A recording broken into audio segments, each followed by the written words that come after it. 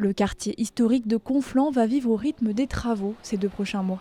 Le Château Rouge, site emblématique de la cité médiévale, a été racheté par un investisseur qui prévoit de le transformer en restaurant et chambre d'hôtes.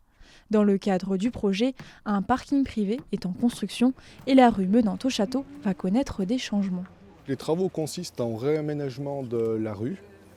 Donc on va remettre la rue au gabarit. Il y a certains angles de murs qui vont être repris dans les règles de l'art en respectant le patrimoine.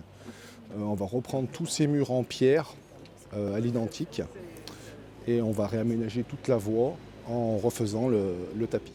L'objectif est de créer des niches sur les côtés pour que les véhicules puissent se croiser tout en respectant le site historique. Le projet nous a pris pas mal de temps, on va dire, on a analysé toutes les contraintes du site. Après, on a vu certains murs, l'état des murs, les pierres qu'on pouvait récupérer et les positions dans lesquelles on pouvait les remettre.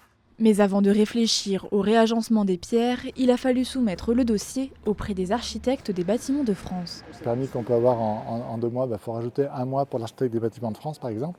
Et donc là, on a eu une discussion en continu sur toute la longueur de l'instruction et pour les travaux à venir avec l'architecte des bâtiments de France qui a validé l'ensemble des préconisations et qui est lui aussi forcément, qui aurait pu donner un avis négatif d'ailleurs et qui ne l'a pas donné.